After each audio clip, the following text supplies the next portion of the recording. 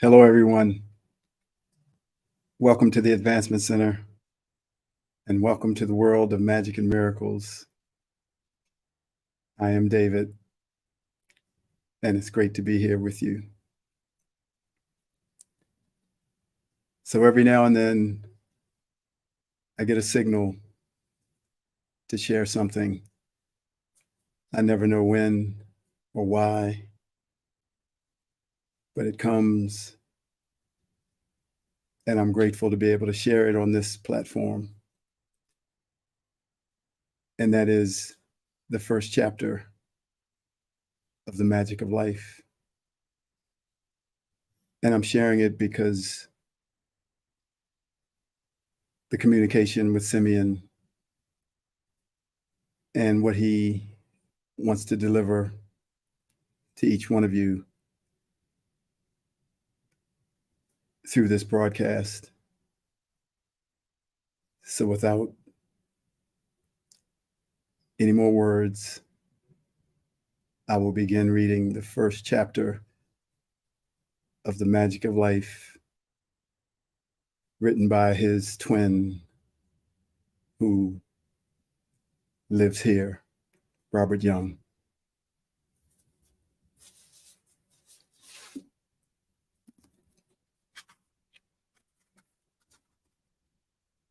It was September 13th, and the wind felt cold and miserable as Suzanne struggled to hold her coat close to her body. The tears were still fresh on her face, and her body felt like it had been torn apart by the emotion of the past few days. Her toes were still numb from the long trek she had traveled the previous day, and the memory of the chill seemed to linger in her bones as the wind started to blow through her clothing once again. Suzanne's fixed purpose was to provide for her children, but her efforts of the previous day had proven to be fruitless. Her regular source of food was not available, and there was nothing to feed her family. Today, she headed off along the same track, but this time she would visit all the local fishing spots to see if she could find some relief. Suzanne's fear was so intense that it almost took over her body, and she was struggling to take each step. Her decision yesterday to leave the children at home had torn her apart, and here she was doing it again. The children were too young to have to take care of themselves, but somehow she knew it had to be done. It was a significant time in their lives, as their father, Joe, had died the previous year, and as a family, they knew they were in for some hard times.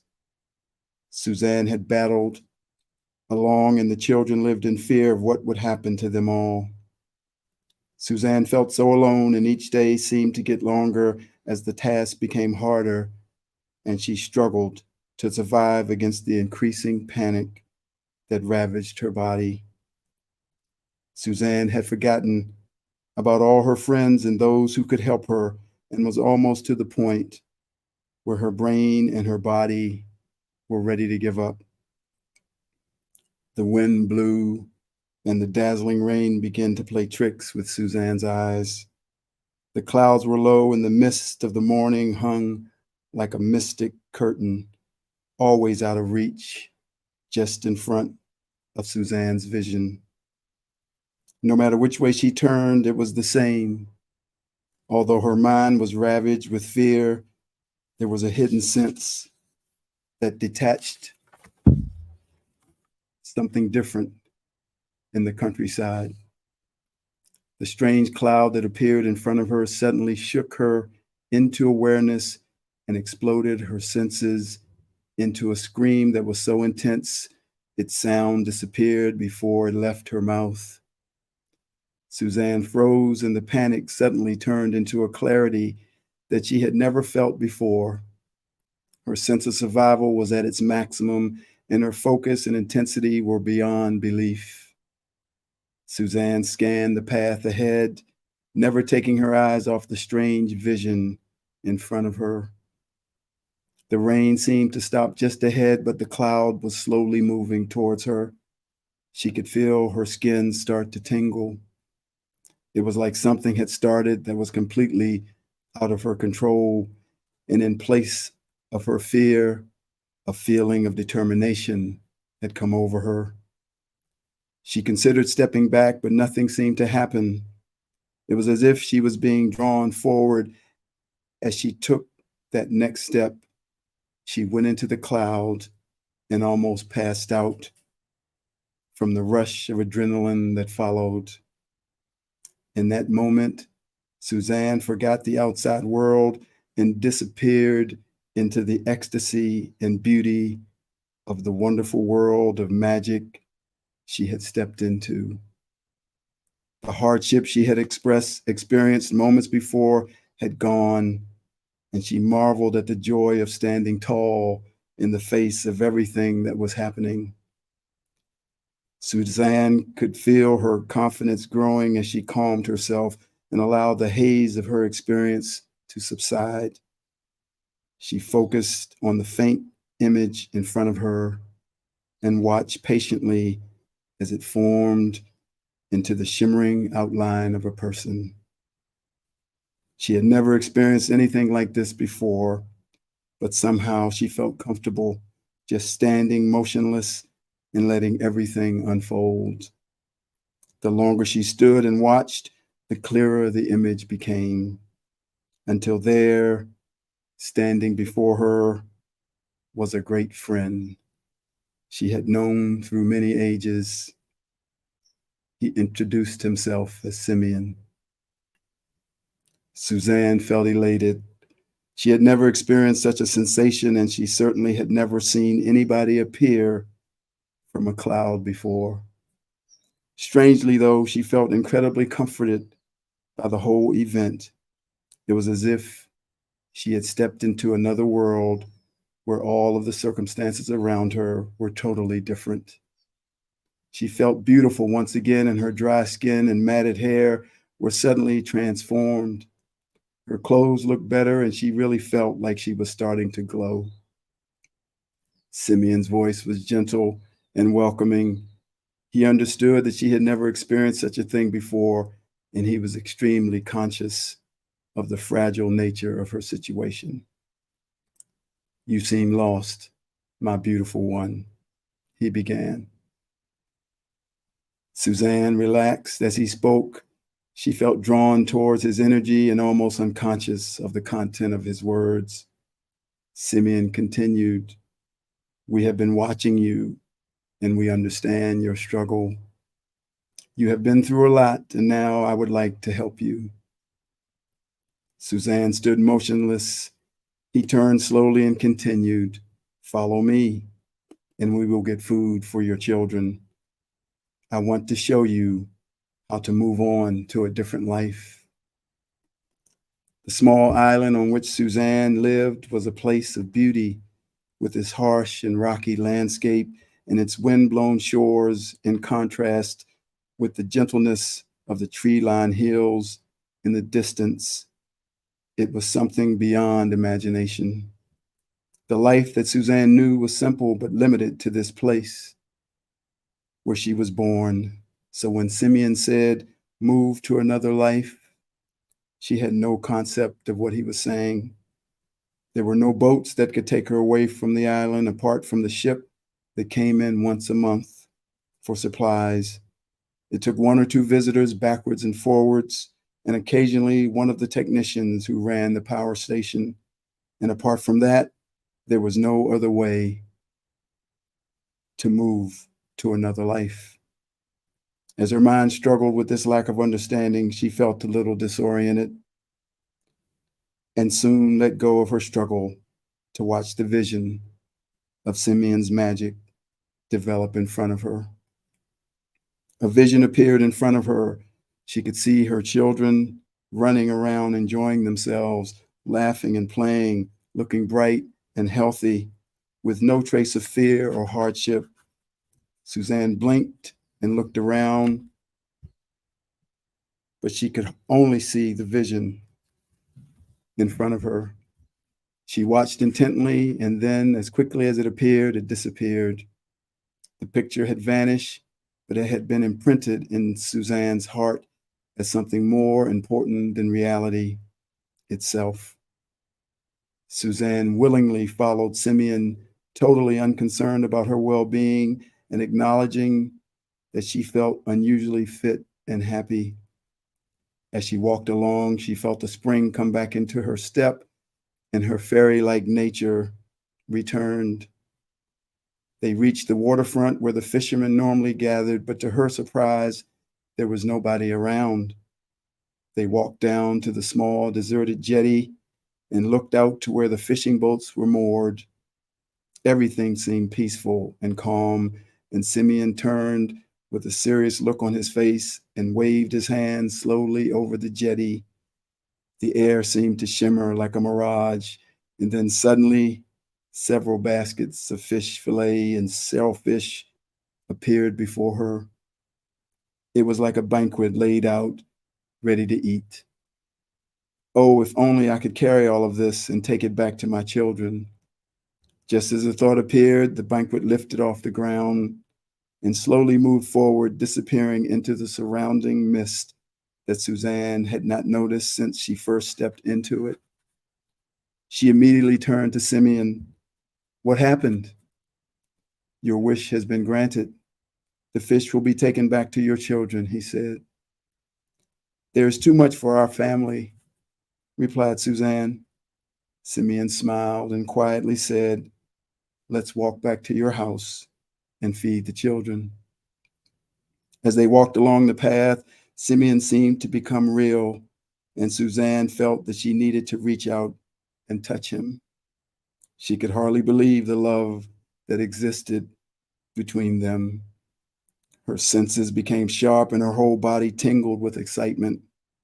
Simmion had been with her for 10 minutes, but it seemed like a lifetime. Simmion's love was something she could never explain, and all of the strange things that had happened around her seemed so natural. In the distance, Suzanne could see the little cottage coming into view around the edge of the cliff. Her feelings were so high, and the sight of the cottage triggered her emotions. She turned around quickly, wrapped her arms around Simmion, and gave him a hug. She could not believe this feeling inside her. It was as if he had melted straight into her being, and they both stood there in the magical essence as one. As her focus returned, she pulled back but was unable to speak. She wanted to say so much, to express her thanks to him, but was unable to utter a word. Simmion smiled and said, yes, I'm real, and everything is okay. Now let's go and feed the children. They walked into the house, and suddenly all of the fish appeared on the kitchen table. The children jumped with joy, and Suzanne could see the life coming back into their little bodies. The heavy atmosphere that had been in the house for months suddenly lifted, and laughter and happiness came back into the family. Suzanne quickly set about preparing and cooking a beautiful meal, and she thought of Joe and his continuous struggle to provide the abundance she was experiencing at this moment. He had always provided for his family, but he knew that their destiny had to change. When his boat capsized and he was lost to the darkness of the sea, Suzanne remembered very clearly the promise that he always made. If I am ever taken by the sea, you and the family will be looked after. I have been told by God, and there is no doubt. And now, if he could look down on what was happening, he would be overjoyed by the vision. Suzanne had no idea why, but she had this wonderful feeling of complete trust and happiness, and a feeling that she was experiencing being looked after, as Joe had promised. Once the children had eaten, Simmion suggested that they invite others to eat. It was then that Suzanne realized she had been staying away from all her friends because of her hardship. She had reached a point where she couldn't face anyone. and to go out now to offer them food seemed so difficult. She was frightened, but Simmion simply looked at her and smiled, and the courage she needed came back to her immediately. Suzanne's life had become so distorted by fear and tragedy that she forgot how close her neighbors were. Only a few minutes down the road, and she could see her long lost friends. These were the people she had lived with all of her life, but had pulled away from because of her circumstances. Suzanne put on her coat and headed off to see her friends. She hoped that the food would stay warm, but quickly forgot as she met each of her friends. They were excited and happy for her and were happy to follow her back to the house and enjoy a huge feast. Within the space of 4 hours, Suzanne's life was back to normal. Happiness was bubbling through her body, and the magic of the world was once again obvious to her. She looked around the crowd for Simmion. "Do I have to move?" she asked as she turned to face him. "You have moved, Suzanne. It all may look the same, but it doesn't feel the same. You have actually moved a long, long way from where there was hardship to where there is joy and happiness. And the world has allowed you to do that without any objection at all," answered Simmion. Suzanne wondered at the simplicity of what had happened and how it had been possible for the magic that had just played out in front of her. She wondered about the major difference in herself and her children and friends.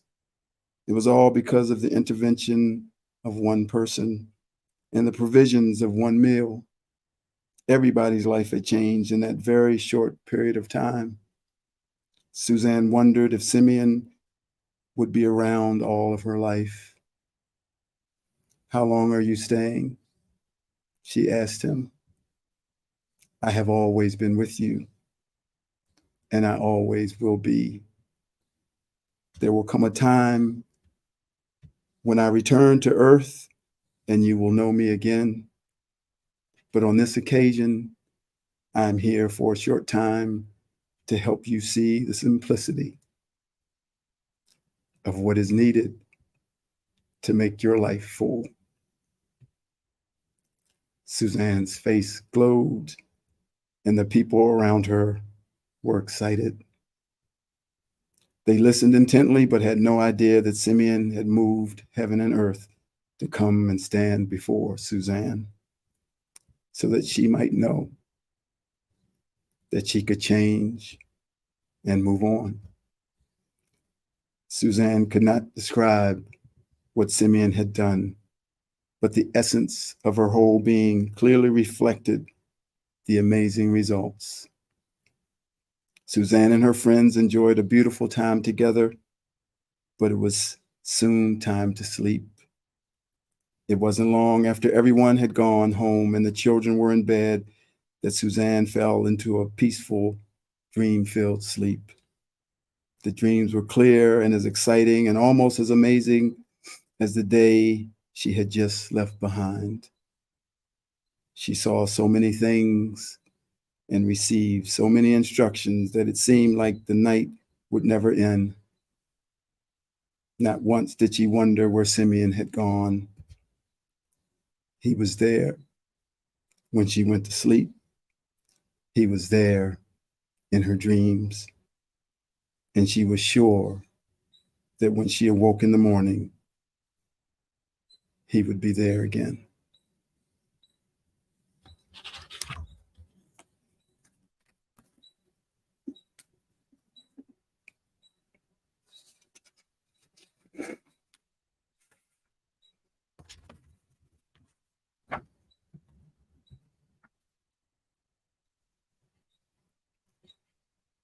Hello, everyone. This is Simmion, coming to you from the outer reaches of the universe, bringing you energies to support your day and to take you further into the world of your Creator as you listen You will feel the channel open between you and me and feel the two-way communication that we share.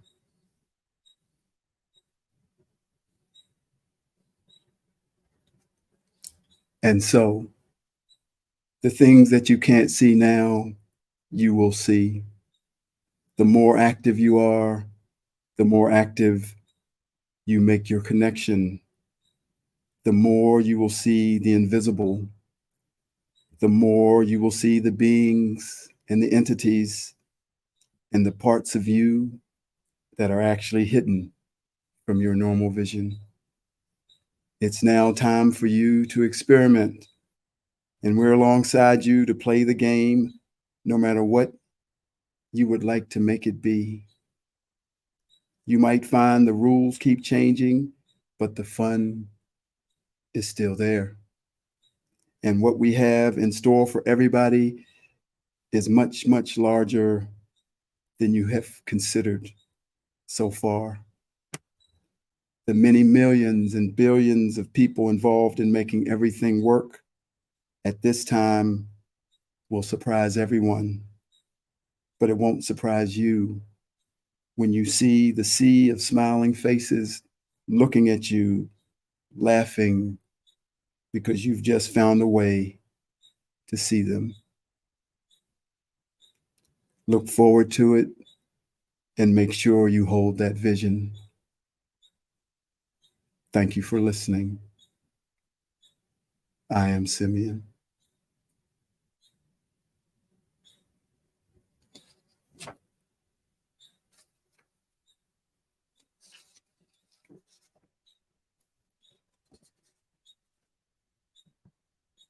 Now, these words are from David.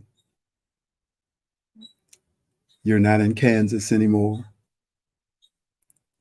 As you disappear into nowhere and become that you that is the true you, those that are closest to you will unconsciously and without intent slow the rate at which you disappear and become someone new.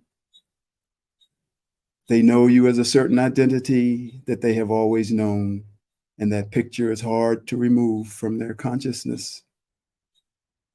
They said about Jesus, isn't that just the carpenter's son? He can't possibly be doing these things. We also are playing a part in this process by desiring to make those around us feel happy by living our life with them as though nothing has changed. Run to your destiny because of them and in spite of them, and because of you and in spite of you. You will always be supported and your magic will grow. Our creator and our twin and those beloved beings on our team and within the angelic realm have never, ever left our side, constantly watching and gently intervening when necessary, intervening in ways we can see, but mostly in ways that we can't. As you have moved into the place of nowhere, their world comes closer to you. But in truth, you have moved closer to them. But it feels like a merging of the two, and you will begin to see and feel their presence in a new way. So show the world your joy that you are feeling. Let them feel everything that you feel as you are experiencing all that is new. It's your expression of that feeling that opens the doors to the new world and to the remembrance of the eternal you. As you do this, something will pop into their field to take them into another world, and a new language will be born. Not necessarily new words, but words spoken from the conversation that is happening behind the words, instead of what has always been words spoken from the words that are spoken to you. And because of this, a new way of communication will be produced, and thus a new language. These are the first steps back and forward to the telepathy that is our true form of communication. And from this place, I am able to tell you what I feel, not so much what I see. I feel a world that has incredible technology at its disposal. I feel the feeling of being an advanced being that far surpasses the limitations that we experience in this limited physical plane and this form that we wear. I am in the future, but it is now available. I can feel myself rebooting my system and all its technology to be able to do the things that would seem impossible. This was the being that Jesus saw each one of us as. This is the being that Simmion sees us as he told us so with such loving kindness and patience. And this is the being that the angels, your team, your twin, and all life itself has been with every moment of every one of your incarnations here on earth, reminding you of. And because of this, there will be moments that we will experience, like Jim Carrey's character in The Truman Show, where his boat sailed through the sky, which turned out to be a fabricated stage that was built on the set of his life. Nothing here is as it appears, so follow the yellow brick road, or follow the white rabbit, as Neo did in The Matrix, and you will be led to nowhere and everywhere and home all at the same time. And the joke will be on you. Therefore, smile and let out the laughter that has been building up within you for eons as you continue to enjoy the game of this reality, even as you have started to make a new one. Take a look around. You're not in Kansas anymore.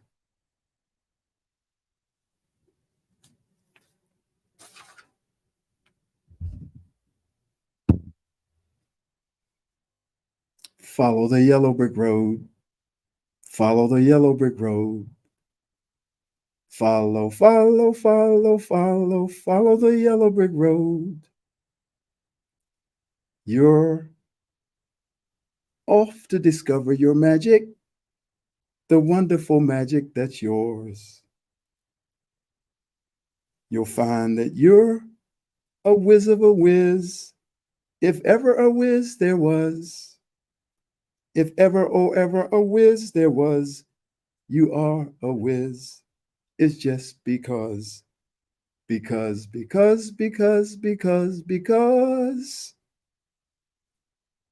of the way that you laugh and love.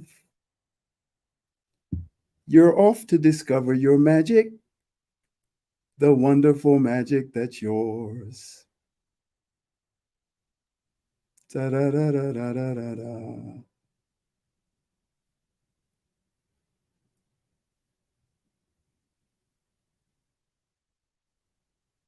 Laughter and mischief, they are the new soil to produce the new flowers in the new world. More laughter, more mischief, more flowers. Our magic is growing, our vision is expanding, our abilities are taking on a new level, and we are free to laugh, free to make mistakes, and the transmission of that feeling is what will change the world. Thank you, Simmion, for joining me. Congratulations on winning the rock, paper, scissors contest that kept you in the outer reaches and sent Robert here to us. To each and every one of you, have a laugh and have a perfect life, perfect health, and a magic future. I am your friend, David.